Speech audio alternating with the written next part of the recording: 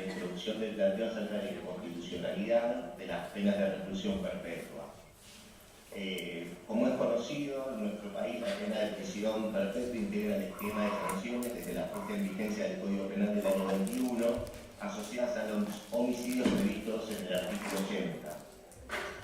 Dichas sanciones son, después de la pena de muerte, las más polémicas sanciones que emplean los códigos penales de Occidente, generando posiciones extremas. Este Ministerio Público entiende que existe un derecho a ser penado de manera proporcional hasta un límite temporal que no debe anunciarse como coincidente con el de la expectativa o la vida de la persona que debe imponer la sanción. La sanción debe ser siempre, en tal caso, aún en casos de larga extensión, determinada y adecuada al régimen progresivo que opera sobre la base de obtención de beneficios. Todo encierro definitivo no solo resulta inhumano y cruel, sino que es contraproducente en términos de motivación para una futura reinserción por su connotación simbólicamente lapidaria. En tal sentido, resulta oportuno recordar lo establecido por el artículo 18 de la Constitución en cuanto prohíbe el castigo como finalidad de la ejecución de la pena, como asimismo la consideración acerca de que la simple privación de la libertad es ya un padecimiento, pero la misma es legal únicamente cuando resulta razonablemente útil por su duración y características a los fines de reeducación o resocialización del condenado.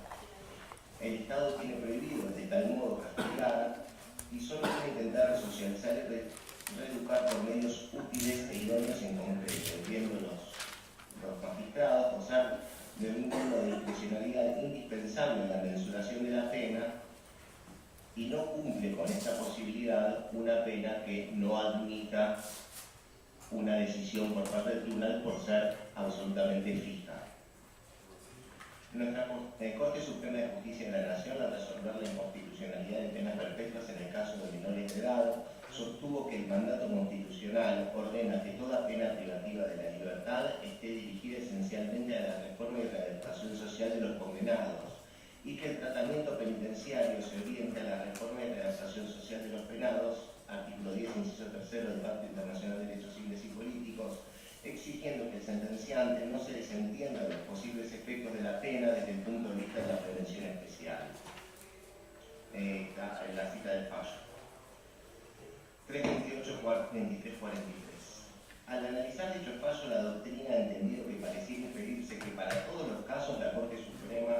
admitiría una pena de encierro a perpetuidad solamente bajo circunstancias muy particulares y siempre que no se tratara de una sanción efectivamente perpetua, pues esta, sin necesidad de examinar en toda su dimensión los problemas jurídicos que genera, resulta imposible de conciliar con la finalidad resocializadora que el ordenamiento jurídico ha asignado a la ejecución de la pena. No puedo dejar de señalar que, de conformidad a las conclusiones del informe Salud en las Américas, elaborado en forma conjunta, como ya había adelantado, por la Organización Panamericana de la Salud y la Organización Mundial para la Salud, la esperanza de vida al nacer para el argentino en el año 2015 era de 76,6 años en promedio y de 80,4 años en mujeres y 72,8 años en hombres. El enlace corresponde a las organizaciones que acabo de mencionar del informe. Estas cifras se reducen notablemente si se tiene en cuenta la fecha de efectivo nacimiento de mis asistidos, toda vez que ese promedio es una proyección respecto de quienes nacieron al amparo de mejoras de las condiciones estructurales alcanzadas progresivamente. Ello nos obliga a formularnos nuevamente la pregunta acerca de si resulta admisible en términos constitucionales una pena cuya misma imposición y duración supere ciertamente las expectativas de vida de la persona sobre la que el castigo va a recaer, eventualmente. En tal sentido, vale recordar lo expresado por Zaffaroni en el fallo Esteves de la Corte Suprema de Justicia de la Nación, voto minoritario, en cuanto a que podría discutirse en casos particulares si la cuantía de la pena implica directa o indirectamente la cancelación total de la vida de la persona conforme a las expectativas de vida corriente, lo que puede entenderse como la reintroducción de la pena de muerte a través de un equivalente, o por vía de un equivalente. Al respecto, agregan el considerando 33 de su voto que si las penas privativas de la libertad tendrán como finalidad la reforma y la readaptación social de los condenados, conforme a los artículos 5 y 6 de la Convención Americana de Derechos Humanos y el 10.3 del Pacto Internacional de Derechos Civiles y Políticos, no es posible entender qué posibilidad de adaptación social puede tener una persona si en la mayoría de los casos el término de la pena ya no será persona por efecto de la muerte, o incluso en los excepcionales casos en que el evento no se produzca, se reincorporará a la vida libre cuando haya superado la etapa laboral y la etapa de utilidad vital, además de cargar con la incapacidad del deterioro inocuizante de semejante institucionalización. Todo este desarrollo que vengo haciendo encuentra una aplicación concreta y da solución a la posibilidad de hacerlo efectivo en las reglas que surgen del fallo Ríos Mauricio de la Sala 2 de la Cámara Federal de Casación Penal, registro 299/13 de resuelta el 16 de abril del 2013, en la que se expresó que los límites mínimos de las escalas legislativas penales tienen valor de regla general y no significa que los tribunales deban respetarlos cuando fuentes de superior jerarquía señalen que el mínimo es irracional en el caso concreto. Por eso, lo correcto es asignar el valor indicativo que opera cuando el mínimo de la escala legal no se topa en el caso concreto con los otros parámetros legales de mayor jerarquía, en cuyo supuesto corresponde reducirlos hasta compatibilizar la pena con estos. En este tren de ideas, Juliano sostiene que la culpabilidad por el acto constituye el límite de la sanción imponible, el individuo no puede ser sometido a innecesarias severidades y que los topes establecidos por el legislador en modo alguno pueden contradecir principios rectores de una justicia democrática y republicana, como lo son los de visibilidad, proporcionalidad, humanidad, buena fe y pro homine. De modo que el proceso de criminalización se torne racional cuando la afectación de derechos que supone la imposición de la pena no se corresponde con la lesión infringida al bien jurídico, por lo que la sanción en modo alguno puede superar dicho valladato. Este concepto de cualidad indicativa de los mínimos legales que venimos observando, todo cita del fallo Ríos, también es compartido por Devoto y García Pajés al afirmar que la inexorabilidad de los mínimos de las escalas penales es incompatible con el Estado de Derecho vigente, en tanto que los límites rígidos, entre otras cosas, impiden cumplir mínimamente con el fin asignado a la pena de prisión, porque una pena fijada de antemano, aún sobre la base de la culpabilidad y el daño causado, no alcanza a conciliarse con los objetivos de reinserción social, y que en definitiva el mínimo rígido en numerosos casos conduce a lesionar los principios superiores de culpabilidad, proporcionalidad y humanidad de las penas. El corset impuesto a los jueces conlleva la neutralización de su función esencial, la adecuación de la ley al caso concreto y el aseguramiento de la vigencia de los derechos fundamentales de la Constitución. Entiendo que estas mismas reglas, finaliza la cita, entiendo que estas mismas reglas resultan aplicables para delitos que contengan una pena única, como es el caso de la prisión perpetua. De tal modo paso a analizar ahora el siguiente punto del esquema anunciado al inicio de mi presentación. Me voy a oponer ahora a la aplicación por inconstitucional de la previsión contenida por el artículo 12 y 19 inciso cuarto del Código Penal y subsidiariamente, voy a oponer por inconstitucionalidad y subsidiariamente voy a solicitar su interpretación en términos que entiendo compatibles con nuestra ley fundamental. El artículo 12 del Código Penal establece que la reclusión y la prisión por más de 3 años llevan como inherente la inhabilitación absoluta por el tiempo de la condena, la privación mientras dure la pena de la patria potestad, de la administración de los bienes y el derecho a disponer de ellos por actos indebidos, quedando el condenado en la condición de incapaz según la ley civil. Al respecto, en cuanto a la inconstitucionalidad del artículo 12 del Código Penal, remito en todos los fundamentos brindados en la sentencia dictada por el Tribunal Oral Criminal número 22 de la Capital Federal en la causa 4921, elevada a juicio por el delito de homicidio agravado por el vínculo y por haber sido ejecutado mediante administrativa resuelta el 27 de abril del 2017, en la que con los votos concurrentes de los jueces Paduzán y Kuzmanich se expresó con relación a este planteo que entendemos que la norma citada viola los principios de resocialización de la ejecución de la pena y el principio de razonabilidad, y por eso corresponde declarar la inconstitucionalidad del segundo y tercer párrafo del artículo 12 del Código Penal, lo que así fue efectuado. Por su parte, en el mismo precedente, el integrante restante del tribunal, el doctor Natielo, modificó su criterio contrario, resolviendo del mismo modo que sus colegas, dando en su voto individual las razones del cambio de su temperamento. Con relación al artículo 19, inciso 4, punto 4 del Código Penal, plantea inconstitucionalidad o pautas de interpretación adecuadas a esa ley, a la ley fundamental. El artículo 19, inciso 4 del Código Penal prevé la suspensión del goce de toda jubilación, pensión o retiro civil o militar, cuyo importe será percibido por los parientes que tengan derecho a pensión. El tribunal podrá disponer, por razones de carácter asistencial, que la víctima o los deudos que estaban a su cargo concurran hasta la mitad de dicho importe. Sobre ello,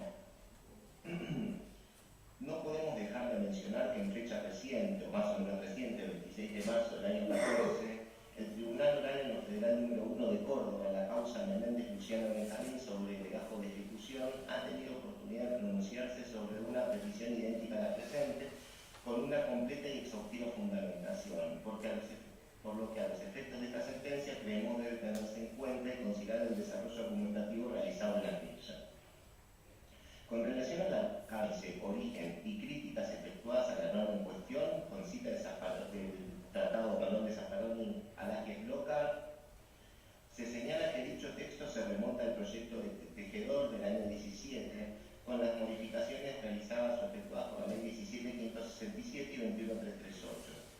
Las objeciones efectuadas al mismo son de antigua data, pues afirman que las jubilaciones y pensiones conforman una propiedad que debe respetarse y su afectación constituye una confiscación prohibida. Se efectúa una distinción entre la jubilación y pensión surgida como consecuencia de las leyes que regulan el sistema previsional de las pensiones graciables. En el primer caso, le corresponde a la persona sancionada su percepción, pues la jubilación se ha constituido con los aportes efectuados por el mismo al sistema previsional durante toda su vida laboral activa, por lo que la suspensión del goce de tal derecho constituiría una confiscación y se trata de una propiedad y derecho adquiridos. En segundo término, se mencionan las pensiones graciables otorgadas por el Estado como consecuencia de una liberalidad, por lo que no existe inconveniente alguno en que se suspenda su goce durante el tiempo en que dure la inhabilitación absoluta. Ello permite arribar a varias conclusiones, a saber, una primera, inferir que el texto del 19 inciso cuarto, redactado a fines del siglo XIX, en circunstancias históricas en que las jubilaciones y pensiones tenían carácter de privilegio y exhibición destinados a funcionarios públicos y se integraban exclusivamente con fondos provenientes del Estado, es decir, tenían un carácter desgraciable,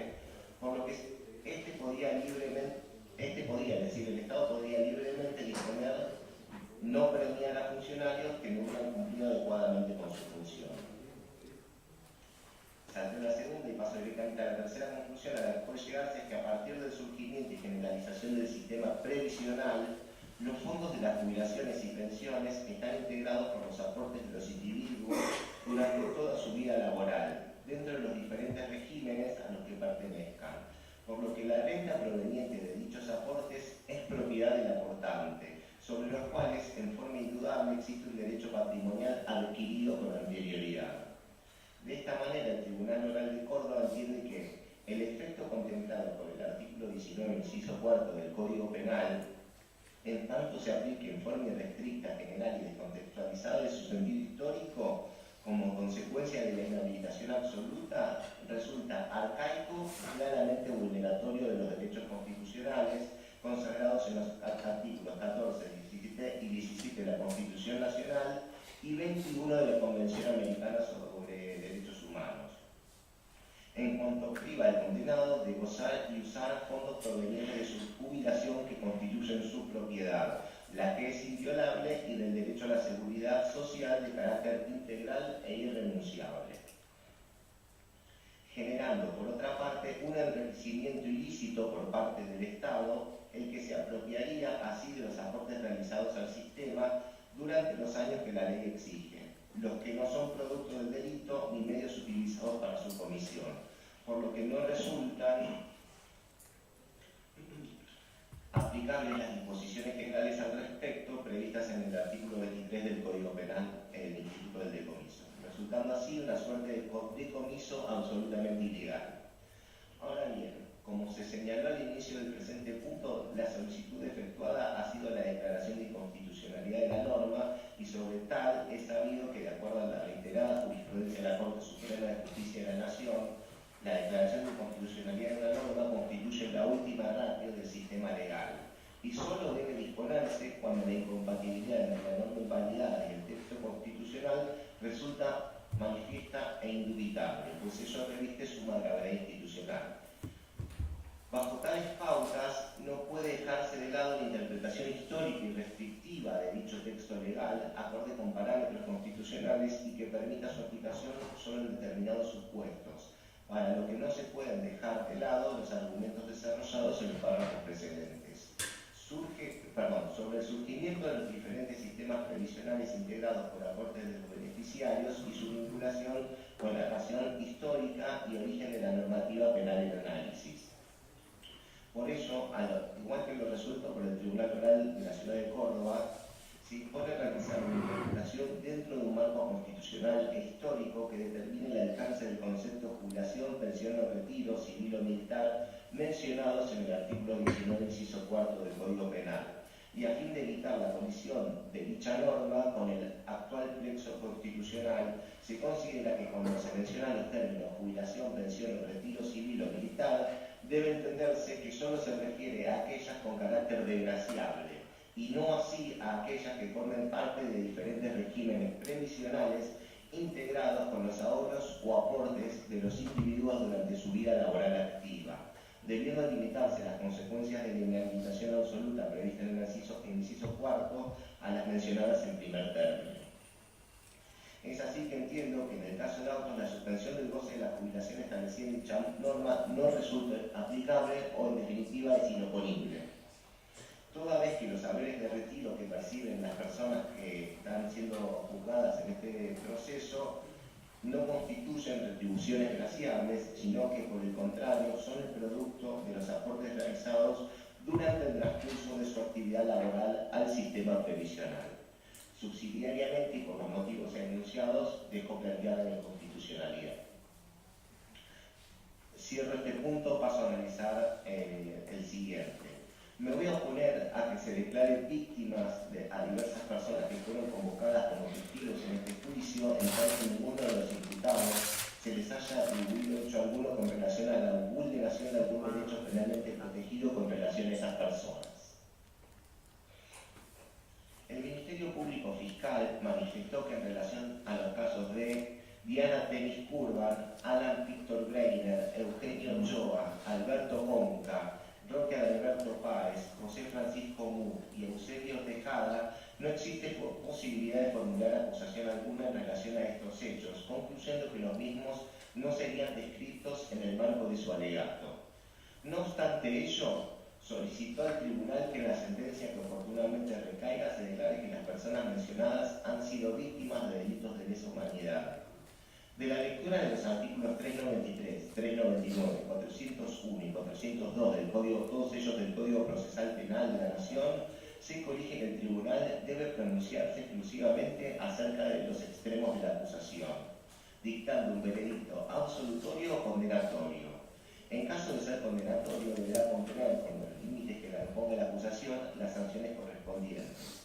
Cualquier otro pronunciamiento resulta absolutamente extraño a la naturaleza del proceso penal y por ello debe ser rechazado el pedido fiscal que por este punto trato. Es que ello permitiría de manera artificial generar un estado jurídico normal que el Ministerio Público pretenderá utilizar en otro proceso dirigido sí contra otra persona. Y ese es el marco del interés que tiene este Ministerio Público de la Defensa al formular esta oposición. Pareciera ser que la situación de ser acusado aquí para el Ministerio Público Fiscal resulta simplemente o meramente una anécdota, sin reparar que el acusado es el sujeto procesal preponderante de un juicio penal. Todo el proceso gira en torno a la determinación de la responsabilidad penal de un ciudadano. El acusador público pretende sustituir el objeto del proceso penal reseñado, dándole como finalidad la identificación de víctimas en abstracto, lo que ciertamente, además de extraño al sistema jurídico argentino, constituye, por qué no decirlo, un acto de demagogia. Me voy a oponer a la solicitud que formuló el fiscal para que se extraigan testimonios de este proceso para investigar al personal de Gendarmería que realizó la custodia de los pabellones del penal de Chimbas en el que se alojaban los detenidos vinculados a la infracción a la ley 2840. Desde antaño existe consenso acerca de que el titular de la acción penal pública, por mandato del artículo 120 de la Constitución Nacional, es el Ministerio Público Fiscal. Especialmente el artículo 3 de la ley 27.148 expresa que el Ministerio Público Fiscal de la Nación tiene a su cargo fijar la política de persecución penal y, destaco, ejercer la acción penal pública conforme lo establece el Código Procesal Penal de la Nación y las leyes complementarias, en todos los delitos federales y en aquellos delitos ordinarios cometidos en el ámbito de la Ciudad Autónoma de Buenos Aires, mientras su competencia no haya sido transferida a la jurisdicción local. El ejercicio de la acción penal pública no se trata de una facultad del Ministerio Público Fiscal, sino de un deber jurídico. Tal es así que la falta de promoción de la acción penal en los casos en los que legalmente debió haberse promovido podría incluso constituir un delito conforme a lo establecido por el artículo 274 del Código Penal.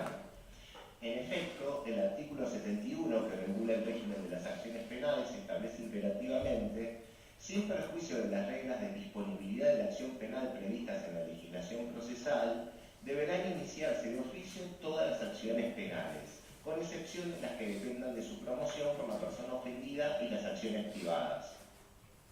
A su vez, el artículo 65 del Código Virtual ordena que el Ministerio Público Fiscal promoverá y ejercerá la acción penal en la forma establecida por la ley.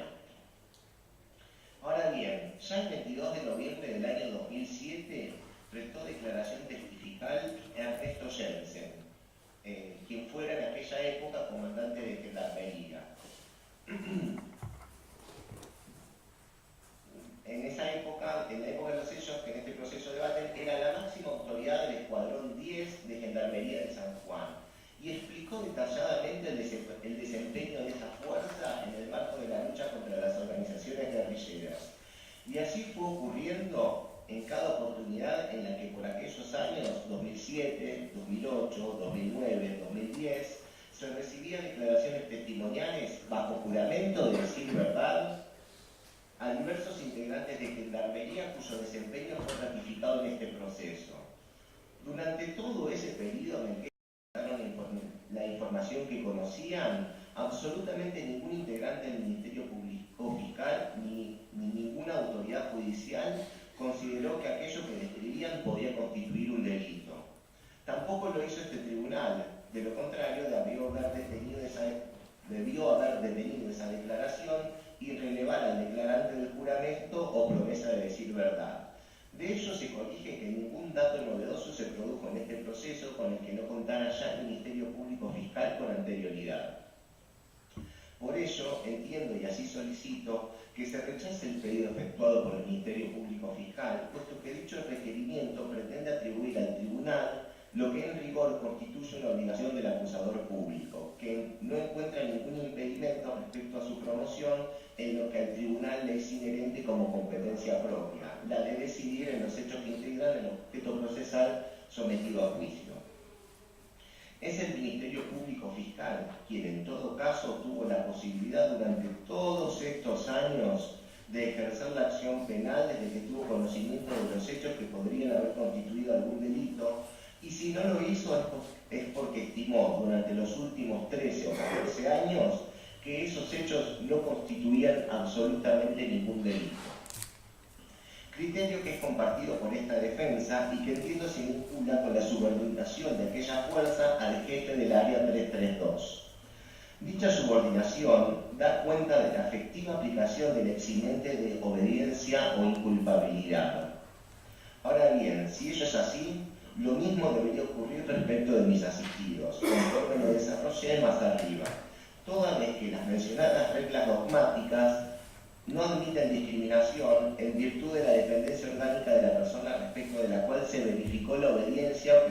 o que produjo el menoscabo de su capacidad de autodeterminación.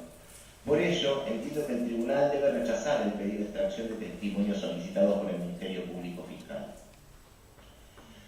Finalmente, y para concluir, señor presidente, vocales integrantes de este tribunal, voy a hacer reserva de acudir a la Cámara Federal de Casación Penal en su condición de tribunal intermedio conforme al denuncio y a la Corte Suprema de Justicia de la Nación por encontrarse involucradas en la decisión que habrá de tomarse en este juicio cuestiones de evidente naturaleza federal,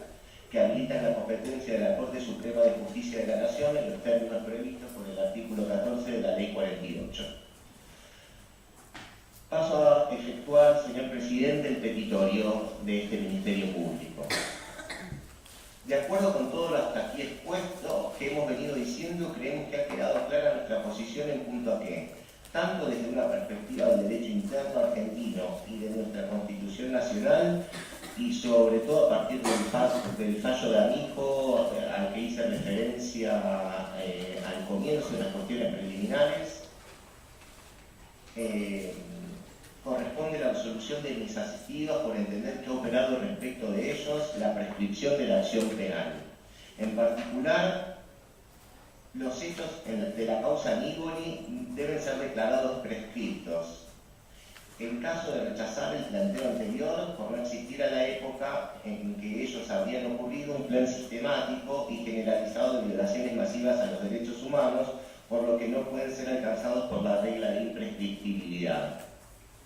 En forma subsidiaria, y para caso de que el tribunal no haga lugar ni al planteo de prescripción genérico por los fundamentos ya dados, ni a la prescripción específica de los hechos de la causa Nigoli por inexistencia de un plan sistemático en aquel momento, solicito la absolución de mis asistidos en orden a la palmaria violación a la garantía de ser juzgados en un plazo razonable. De manera subsidiaria, solicito se declare la inconstitucionalidad de la Ley 25.779, que declaró la nulidad de las leyes de obediencia debida y punto final, y se absuelva a mis asistidos por las reglas contenidas en las leyes 23.492 y 23.521. Subsidiariamente, solicito que se declare la nulidad de las indagatorias prestadas durante la instrucción por la sustitución de la descripción del hecho imputado por el número del artículo del Código Penal que describe un delito en abstracto, y de las acusaciones exteriorizadas en la oportunidad procesal prevista tanto por el artículo 347 del Código Procesal Penal de la Nación como la que se produjo al cierre de la etapa probatoria del juicio en la discusión final, artículo 393, por la indeterminación del hecho imputado y en consecuencia de todos los actos procesales subsiguientes, y en consecuencia se absuelve a mis asistidos por la imposibilidad de retrotraer el proceso a etapas anteriores ya fenecidas. Solicito además que se declare la nulidad de la totalidad de las actas en las que se dejó constancia de la realización de un reconocimiento fotográfico, siempre que de ellas no surja de manera indubitable que fueron notificadas las defensas respecto del acto procesal que se celebraría con antelación suficiente y que la numeración de cada uno de los registros fotográficos no estuviera a la vista del testigo que practicó el reconocimiento. Y por lo expuesto, entiendo que se trata de una nulidad relativa, solicito que ese acto, en tanto perjudique a mis asistidos, no debe ser valorado por el tribunal. Solicito además la nulidad de las incorporaciones por lectura de la totalidad de declaraciones a cuya incorporación me opuse durante el debate, en la que la decisión de incorporarlas se haya sustentado en informes acerca de imposibilidades de concurrir u otras imposibilidades que fueron elaboradas por áreas que dependen orgánicamente de la Secretaría de Derechos Humanos y Pluralismo Cultural del Ministerio de Justicia y Derechos Humanos, y por lo expuesto, tratándose también de una nulidad relativa, solicito que en tanto perjudiquen a mis asistidos no sean valoradas por el tribunal. En igual sentido, solicito la absolución de mis asistidos por los hechos por los que están siendo enjuiciados en orden a la absoluta carencia probatoria que no permite de ningún modo perforar el estado de inocencia del cual gozan. conforme lo establece el artículo 18 de la Constitución Nacional, y por la imposibilidad de construcción de autorías ficcionales y o de convertir la autoría mediata por dominio de la voluntad por medio de un aparato organizado de poder en autoría funcional o autoría directa, sin alterar la congruencia entre acusación y sentencia. En forma subsidiaria, entender los señores jueces que se encuentran recientemente acreditados los aspectos objetivos y subjetivos de las conductas que se reprochan, con certeza, único estado intelectual que permite habilitar poder punitivo a través de una condena, solicito se apliquen las causales de justificación e inculpabilidad desarrolladas en mi alegato que correspondan al caso y se absuelvan mis defendidos por esos motivos. De no hacerse lugar a ninguno de estos planteos subsidiariamente y conforme al análisis de autoría efectuado, en el cual la participación de mis defendidos no puede superar el nivel de participación secundaria. Solicito se aplique respecto de ellos esta forma de participación con la reducción de pena que ello implica. Asimismo, y para caso de que el tribunal entienda que la prueba reunida en el debate alcanza para responsabilizar penalmente a mis asistidos, debe rechazar la calificación de homicidio de los casos de las personas desaparecidas, ya que resulta jurídicamente incorrecto subsumir como homicidio y achacar en tal condición esos hechos a mis asistidos. Subsidiariamente resultan inaplicables al caso las agravantes solicitadas respecto al homicidio, por falta de acreditación de los extremos allí contenidos en cada uno de los tipos previstos en el artículo 80 del Código Penal. Además, se debe rechazar la aplicación del artículo 210 bis del Código Penal, texto según Ley 21.338, como así también cualquier tipo penal previsto en aquel dispositivo, debiendo optar por el tipo penal previsto en el artículo 210, según su redacción original, modificada por la Ley 20.642. También debe rechazar el tribunal la aplicación del delito de violación previsto por el artículo 119 del Código Penal y abuso deshonesto del artículo 127 del Código Penal en los casos en los que no se haya instado la acción penal y en los casos que promovía la acción el Ministerio Público Fiscal haya asignado autoría por este delito a través de la teoría del aparato de poder organizado, habida cuenta que su categoría de delito de propia mano, la que no admite otro tipo de autoría que no sea la directa.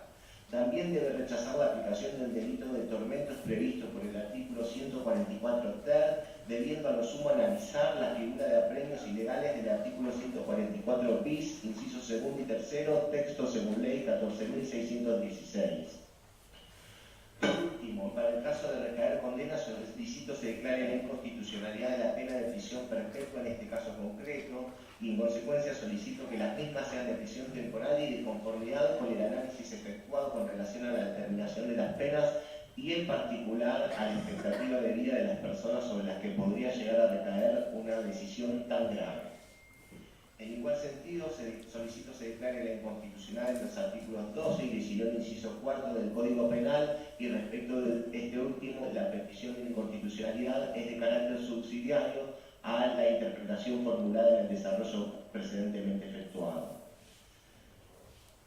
Para ir finalizando, solicito que no se declare víctimas a Diana Tenis Urban, Alan Víctor Greiner, Eugenio Ochoa, Alberto Conca, Roque Adalberto Páez, José Francisco Mut y Eusebio Tejada, porque nadie en este proceso fue acusado con relación a esos hechos, y también que se declare que los hechos sufridos por mujeres que formaron parte de la acusación constituyen violencia de género por los argumentos desarrollados en las audiencias anteriores. Por último, señor presidente,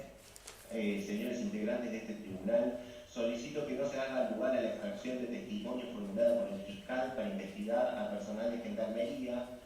todo este territorio por los fundamentos desarrollados en extenso durante estas audiencias celebradas en el marco de los alegatos de esta defensa. Finalmente, señor presidente, solicito tenga presente las reservas efectuadas. Sin ánimo de ser repetitivo, señor presidente, señores integrantes de este tribunal, quiero finalizar volviendo a lo que dije al comienzo de este alegato. Es un sofisma afirmar que existe una biblioteca que le dé la razón a la acusación y una que le dé la razón a la defensa.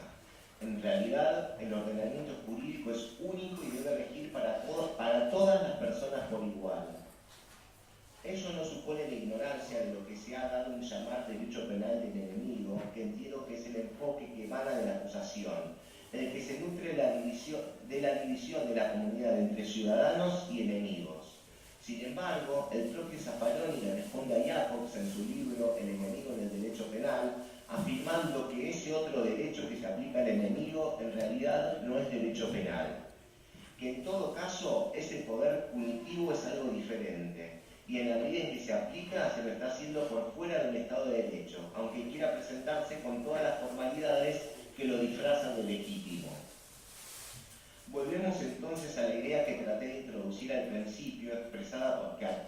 señalé en aquella oportunidad que me había generado un gran impacto personal, que es la que dijo la Corte Suprema de Justicia de la Nación en el fallo Speiti, y que tanto me impactaba, como recién decía. Allí la Corte dijo lo siguiente: corresponde en primer lugar recordar que esta Corte estableció que existe un doble orden de razones convencionales y constitucionales por las que el Estado argentino tiene el imperativo impostergable de investigar y sancionar las gravísimas violaciones masivas a los derechos humanos cometidas durante la última dictadura militar, que configuran delitos de lesa humanidad. Que en tanto sociedad que se rige por normas fundamentales que condicionan el accionar de los poderes públicos, no puede discutirse válidamente que la impostergable e irrenunciable obligación de investigar y sancionar las violaciones de los derechos humanos lo es en el marco y con las herramientas del Estado de Derecho, y no con presidencia de ellas. Fallos 330-3074. Que asimismo debe resaltarse que en procesos como el presente, en los que se dilucidan hechos vinculados al inconcebible horror que primó durante la última dictadura militar, el respeto al enorme sufrimiento que éste provocó y que se encuentra todavía vigente, debe llevar al Poder Judicial, del que este tribunal es cabeza, a actuar con la más alta responsabilidad institucional en el ejercicio de su jurisdicción. Este deber se traduce en la obligación de llevar adelante los juicios en los que se investigan estos hechos, no solo con la máxima celeridad posible, sino también con plena sujeción a la Constitución y a las leyes para asegurar, tanto en la actualidad como en la posteridad, la legitimidad y validez de estos procesos de enorme trascendencia, no solo jurídica e histórica, sino también personal para sus víctimas y sus familiares, quienes ejemplarmente durante décadas efectuaron siempre sus demandas de justicia dentro de los mecanismos del Estado de Derecho y de las vías previstas en los sistemas convencionales de protección de los derechos humanos.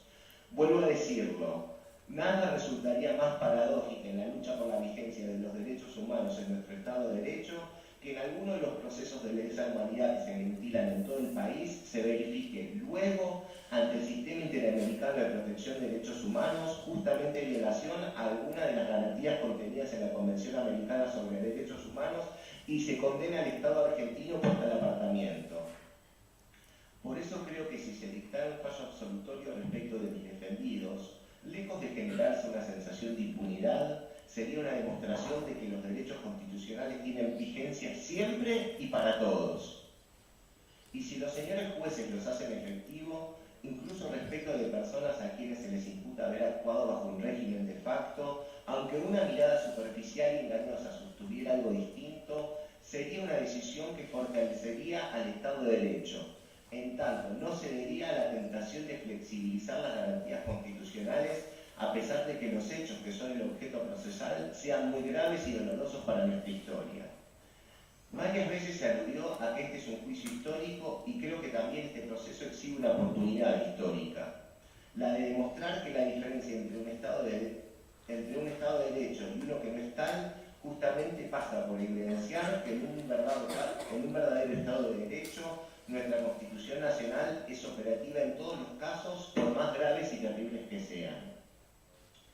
Comencé mi alegato el día lunes 6 de agosto pasado expresando las consideraciones precedentes y concluyendo en virtud de ellas que no es cierto que los integrantes de las organizaciones terroristas, cualquiera haya sido su ideología política, sean de izquierda o de derecha, fueran meros militantes políticos, sino que integraban grupos de criminalidad organizada y violenta que ponían en crisis la convivencia social y que la valoración social de estos grupos no era la que el Ministerio Público Fiscal nos proponía o nos presentaba en su descripción de contexto, sino todo lo contrario, advirtiendo que la comunidad estaba atemorizada por las acciones que desarrollaban. Sin embargo, A pesar de ese clima de violencia social que se había instalado, todo ello consiste en la causa 13 y de textos normativos emanados del gobierno de Alfonsín. La sociedad argentina alcanzó un consenso general que el terror instalado por la Junta Militar no era un medio que estaba dispuesta a tolerar para enfrentar la delincuencia de los grupos guerrilleros. En definitiva, se produjo un repudio generalizado al terror estatal instalado por la Junta Militar, que rompió el orden constitucional el 24 de marzo del 76, y la sociedad, a medida que fue descubriendo ese método, le dijo así no. También dije que ese mismo así no es el que hoy debería poner en crisis las formas que utiliza el Ministerio Público Fiscal para ejercer la acción penal en estos juicios. Desde la vigencia misma de la acción, la construcción de las imputaciones indemostradas, las detenciones cautelares ilimitadas, las autorías ficcionales, las subsunciones típicas y reales, la utilización de legislación penal dictada por el gobierno terrorista y destinada a la persecución criminal, cuyo método hoy se juzga, y las penas insólitas a ciudadanos argentinos que en algunos casos han alcanzado la expectativa de vida promedio de nuestro país. En definitiva, la transgresión de todas las garantías constitucionales del Estado de Derecho propias de la Ilustración penal. 2 días después del inicio de mi presentación conclusiva, en el marco de la discusión que tuvo lugar en el Senado de la Nación a propósito del proyecto de ley de interrupción voluntaria del embarazo, el día 8 de agosto de este año, el senador Pino Solanas dijo lo siguiente: este es un triunfo, cito literal, este es un triunfo monumental porque hemos logrado colocar en el debate nacional. Ellas han logrado, ellas, años de movilizaciones, un debate fundamental de esta Argentina que siempre fue vanguardia en América Latina de grandes causas que estaban prohibidas. Acá, en 7 años, no duró más de 7 años la dictadura genocida, y fue el país que le dio una lección al mundo al juzgar a los terroristas de Estado, con un juicio ejemplar, no con el mamarracho que estamos viendo. Al adversario, la mejor calidad de justicia, la mejor calidad de justicia, con los mejores jueces y con el mejor respeto de los códigos procesales penales. Usted sabe a qué me estoy refiriendo. Si no, es una payasada que no la cree nadie. Entonces, señora presidenta, esto se lo digo a los que están afuera, que nadie se deje llevar por la cultura de la derrota. Señores jueces, ustedes tienen ahora una tarea dificilísima. Solo quiero decirles respecto de la acusación efectuada por el titular de la acción penal pública, así no.